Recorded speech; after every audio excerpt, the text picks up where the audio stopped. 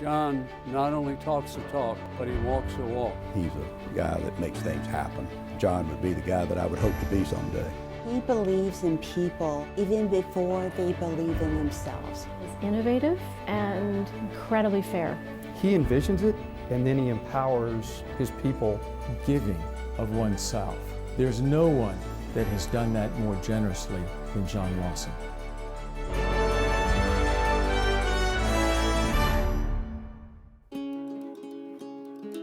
I remember growing up and seeing my dad many times after church approach the preacher and ask if there was anybody that was in dire need in the congregation. And when my dad gave the pastor some money to help him out, it was always with the qualification, don't you tell anybody where this came from. And he didn't know I was watching, but I was.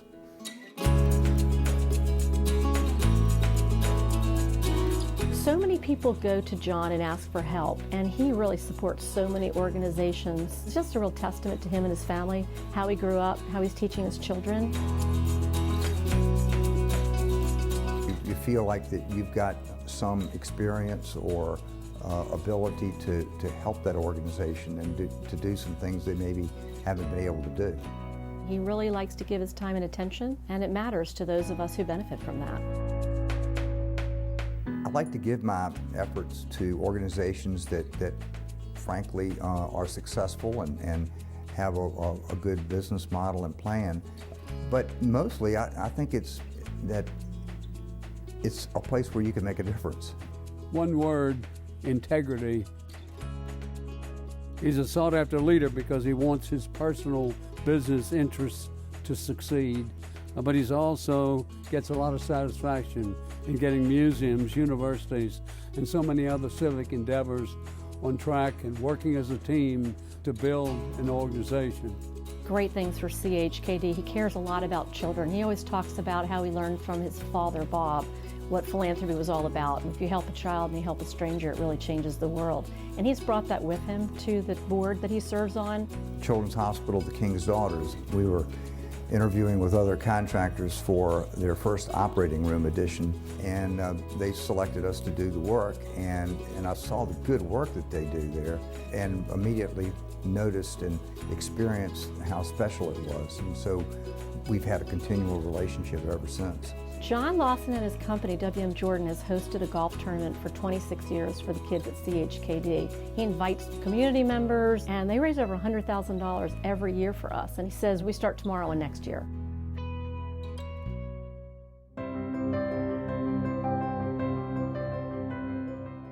Achievable Dream was Walter Segeloff. He was a very good friend and a very driven, caring person. And the uniqueness of the program, the students at risk that they were reaching, and you see the character that they build. When you look in the dictionary or Google optimism, up pops a picture of Johnny.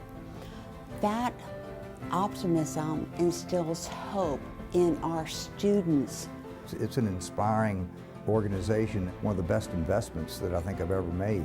Leadership in the business community has to take ownership of that program to make it work, and that's what's happened. The next generation of leaders can learn from him, always understanding that there's light at the end of the tunnel and it's not a train. You hear all the time about this current generation not having the work ethic and not having their priorities straight. I see exactly the opposite. I see a generation that really thrives on community service and trying to help other people. We just need to mentor and let them find their way, because there's a lot of good in this world. One of the biggest things that we have going is the intern program at WM Jordan Company. The best young minds in the construction industry regionally. And the thing is, we really want those people to succeed in the business. And I'd like to know the number of times that I've heard Johnny say, let the young guys figure it out. They'll figure it out long before we ever will. You have that ability to have the oversight and guidance from the older generation, but you also give them opportunities to experience those things starting out in a world without having that advantage. Having lived in Blacksburg for 6 years when I was in school at Virginia Tech, it was wonderful living in a college town. And getting in the fraternity that I joined made a huge difference in my life. We're mostly engineers, but they had structure and discipline in their lives to be the very best at what they did. And it became ingrained in me. And so when I was able to graduate and come with W.M. Jordan Company, it became part of the fabric here also. Newport News is a college town. When John graduated from Virginia Tech, he came home to make his life and his work here, to make Hampton Roads more vital and successful. A wonderful friend and partner in helping us create a great university at Christopher Newport. His contributions are lasting and profound. CNU has always been a special place. Seeing the transformation from a community college to a four-year university was special, but when Paul Tribble took over the leadership there, it was transformed overnight. They had a winning formula and a winning team, and who wouldn't want to be a part of that?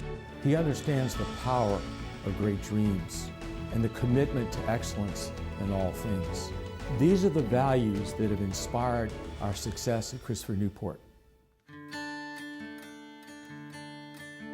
Now, everybody knew Josh Darden, and he would always call when something was really important. Whenever I got his call, number one, you always took it.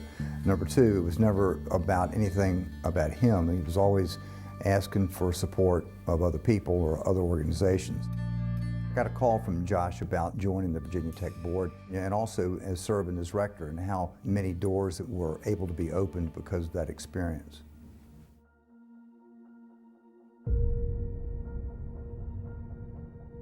That day at Virginia Tech in 2007, we knew what was going on because of the news, just like everybody else did.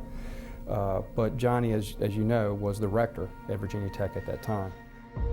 I remember walking past his office that day. I knew what had happened, but John was John.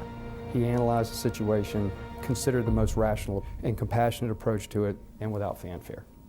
You can never be prepared for a situation like that tragedy. You never have that preparation in life. The students were the strength of the entire community and of the university. When the university announced that they didn't have to take final exams, hardly anybody left. Why didn't you go? And they said, because my professors need me.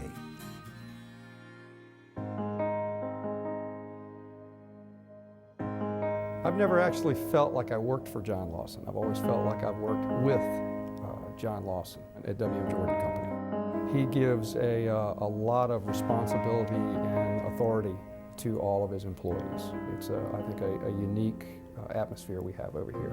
A good CEO has to delegate authority, and you've got to let them celebrate their success within the company and the responsibility, and to let them shine. I've known John Lawson and his family all my life, just about.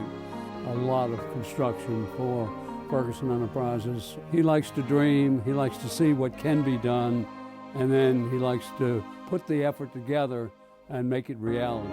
He always approaches things as if they're going to happen.